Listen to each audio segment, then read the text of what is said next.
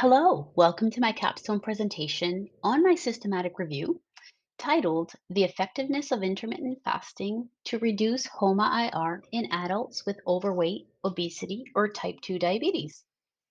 My name is Micheline Cormier. I'm a registered dietitian nutritionist with 23 years of experience in clinical and culinary nutrition.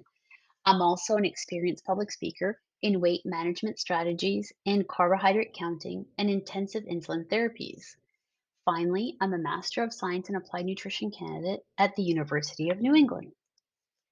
Today's presentation will include an introduction to my research topic. We will also discuss the methodology used in the systematic review, highlight the key findings, and provide a discussion and conclusion. Insulin resistance is an impaired biological response to the hormone insulin in peripheral tissues like the liver, muscles, and fat mass. It is more common than before, and today it is estimated to affect 24% of American adults and up to 50% of adults in other countries. It is a public health concern that significantly contributes to healthcare cost and impacts many individuals' quality of life, also increasing their chronic disease risk for diseases like obesity, type 2 diabetes, cardiovascular disease, and certain cancers. Finally, the rising prevalence of insulin resistance parallels obesity trends, which show no sign of leveling off. Many tools exist to measure insulin resistance, and the homeostatic model assessment for insulin resistance, also known as HOMA-IR, is a validated, robust, non invasive, and commonly used tool to evaluate the relationship between glucose and fasting insulin in clinical practice. So it serves to diagnose and measure the level of insulin resistance in individuals at baseline and throughout a therapeutic intervention. Metformin is a drug and a frontline therapy to manage insulin resistance. Its mechanism of action is complex and not yet fully understood. And like most drugs, it comes with potential side effects. And in this case, it's associated with B12 anemia, prompting the medical community to seek alternate and healthy therapies to control or improve insulin resistance. Lifestyle modifications like calorie controlled diets and increased physical activity promote weight loss, thus improve insulin resistance.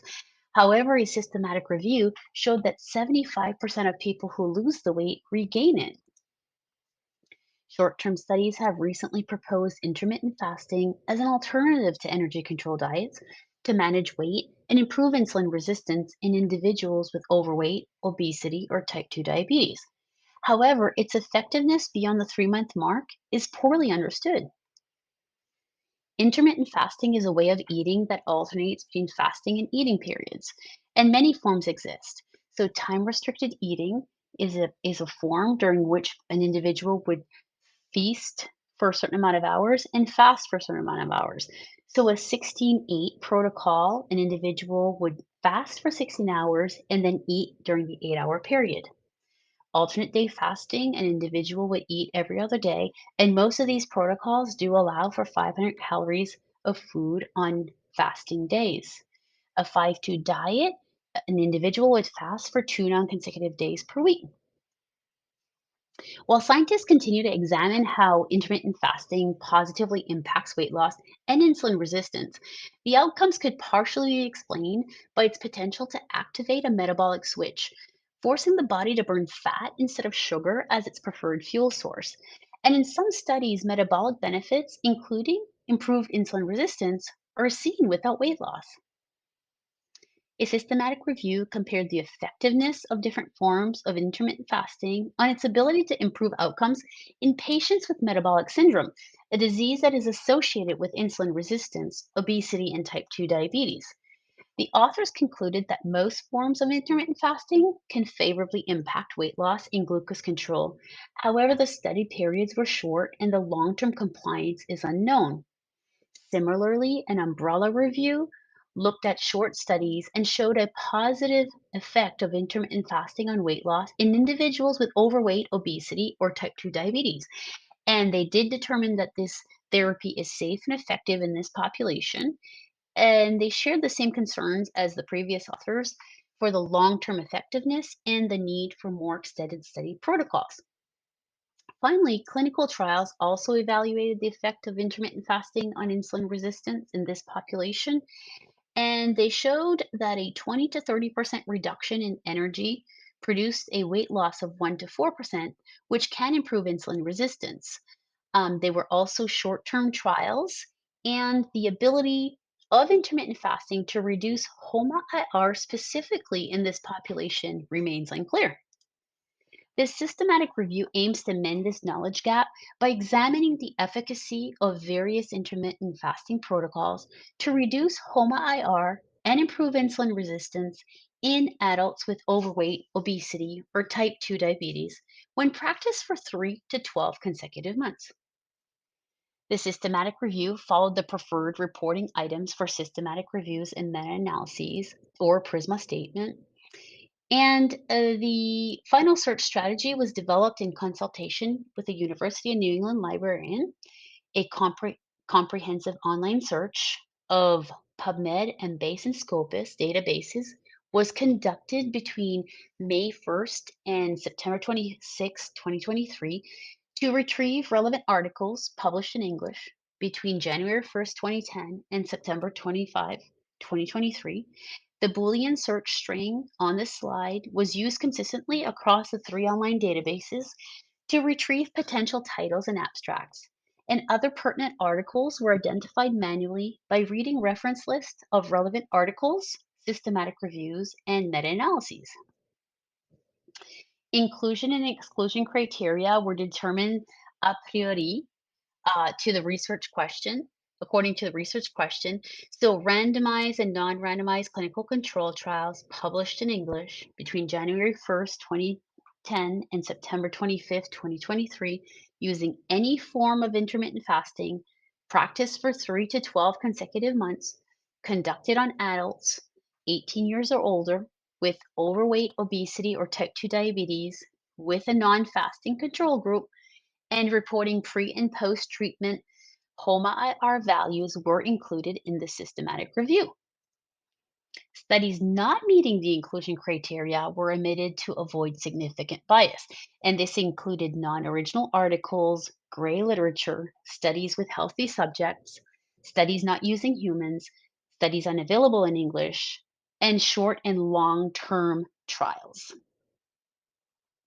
Pertinent data was extracted from each article and compiled into a Microsoft Word table, reporting the authors, year of publication, the country where the control trial took place, the strength of the evidence, study design, study objective, participant characteristics, sample size, intervention, study duration, measured outcomes, and results. The bias risk was also studied for relevant outcomes using the Academy of Nutrition and Dietetics Quality Criteria Checklist, which is a tool that provides a positive, neutral, or negative rating. And the level of evidence was assessed using the Academy of Nutrition and Dietetics grading table, which synthesizes the quality, consistency, quantity, and clinical impact and generalizability of studies to classify the strength of the evidence. So essentially, it assigns it a grade from 1 to 5, which corresponds to good, strong, fair, limited, weak, expert opinion only, and grade not assignable. The initial literature search yielded 420 relevant articles from the databases, and after removing the duplicates, I screened the titles and abstracts of 253 studies using the inclusion and exclusion criteria before examining 36 articles for eligibility. 21 of these did not meet one or more of the PICO criteria, which reduced the number of qualifying studies to 15. And readings for citations of pertinent articles identified 9 additional studies. Following the same process, I was able to disqualify 6 clinical trials, which increased the final number of studies in the systematic review to 18. As mentioned, there were 18 clinical trials in the systematic review. 17 were randomized, 1 was non randomized. 9 used time restricted eating, 3 used alternate day fasting, 3 used the 5-2 diet protocols, and 3 used a low frequency protocol. In this case, it was a 1-day water fast, 24-hour water fast per week. They all had comparison groups, and 12 used a non-fasting ad libitum diet. 5 used a non-fasting energy control group. The calorie restrictions were variable between 25 and 33%, and one non-fasting energy control group was also a low carbohydrate group. All the participants in the studies were aged 18 to 75 with overweight, obesity, or type 2 diabetes, and the studies primarily skewed female. The trials varied in duration between 12 weeks and 52 weeks. 5 were deemed to be a short duration, which was 12 weeks. 5 were of moderate duration, which was between 13 and 24 weeks, and 8 were extended um, clinical trials, which were essentially between 25 to 52 weeks. All the trials reported the pre and post HOMA-IR values, and 3 studies were also secondary analyses of randomized control trials, and one focused on prediabetes, one focused on individuals with a history of gestational diabetes, 2 focused on type 2 diabetes, and 3 focused on metabolic syndrome.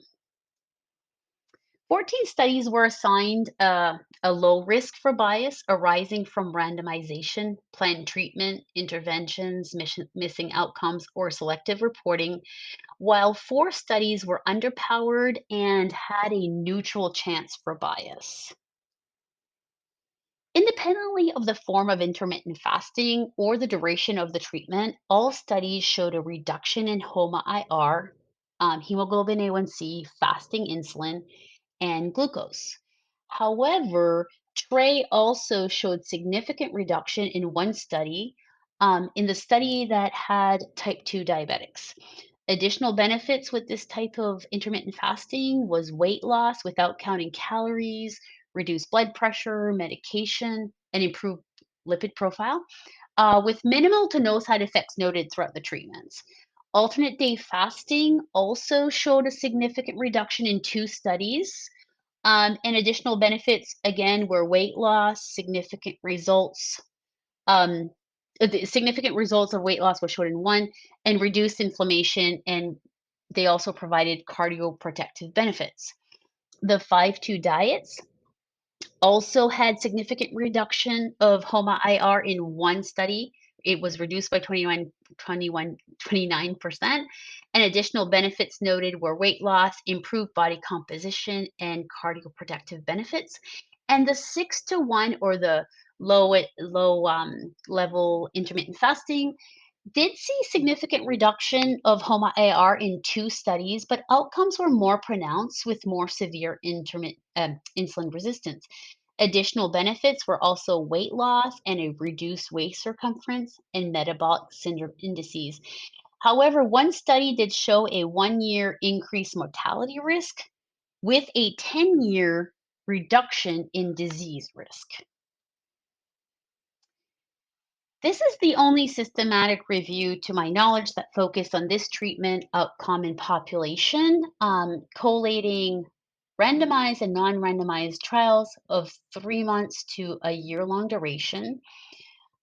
Intermittent fasting, regardless of the form, reduced HOMA-IR, but Trey produced variable yet comparable effects to standard of care, or ad libitum diets, and there were significant outcomes observed in people with type 2 diabetes. Alternate day fasting and 5-2 diets significantly reduced HOMA-IR in 4 of 6 studies, and the 6-to-1 protocol significantly reduced HOMA-IR but also increased short-term mortality risk while reducing chronic disease risk in one study. And that warrants concern in metabolically challenged individuals. Additional benefits seen with these protocols were clinically meaningful weight and fat loss, improvement in blood pressure, lipid profile, inflammatory markers, and metabolic syndrome indices, and a reduction in chronic disease risk metric. The evidence shows that intermittent fasting protocols are safe and effective, and they offer comparable or superior effects in reduction of HOMA-IR. They also promote additional benefits like weight loss, which help insulin resistance, and they are tools that clinicians should consider depending on their population. Intermittent fasting does reduce HOMA-IR, as we just saw. Findings support the current body of knowledge, suggesting that intermittent fasting can reduce HOMA-IR.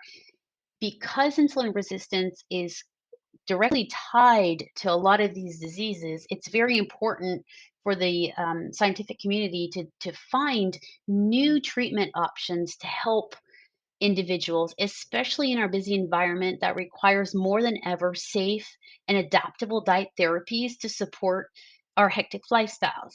And intermittent fasting could appeal to individuals seeking flexibility who don't want to be counting calories. It is a viable tool that clinicians should consider while also having a do no harm approach. The science does support intermittent fasting as a therapy option. However, we need to screen the patients appropriately. There are strengths and limitations to the systematic review. The strengths include only using randomized and non-randomized trial, which are the gold standard, focusing on trials of a moderate to extended intervention protocol, and having a comparison group.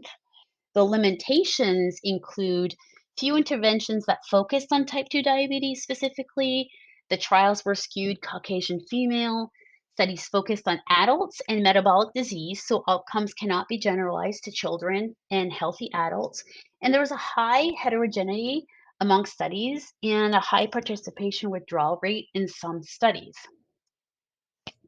However, future studies need to focus on rigorous, standardized, adequately powered, and longer randomized controlled trials with a representative sample population of individuals with overweight, obesity, or type 2 diabetes to help better understand the relationship between intermittent fasting and reduction of HOMA-IR. And to conclude, Tray, alternate day fasting, and 5-2 diets are safe, viable, and sustainable approaches to insulin resistance and obesity management and can confer additional cardiometabolic benefits. Tray produce similar beneficial effects to conventional treatment for improving insulin resistance in people with overweight, obesity, or type 2 diabetes. And studies indicated that alternate day fasting and 5-2 diets might reduce HOMA-IR more effectively than conventional therapies, although this impact might be more pronounced in individuals with more severe insulin resistance. Low frequency intermittent fasting strategies could improve HOMA-IR, but there might be a safety risk, especially in some metabolically compromised or at risk populations. And limited evidence suggests that TRAY independently could also reduce HOMA-IR. However, more rigorous, standardized clinical control trials of longer duration and with larger populations are needed to explain this relationship better. Finally, knowledge of the effects of intermittent fasting on HOMA-IR, specifically in type 2 diabetes, is lacking and thus should become a research priority given the importance of insulin resistance in disease progression. Thank you very much for your attention. Please contact me with any questions or to create a partnership.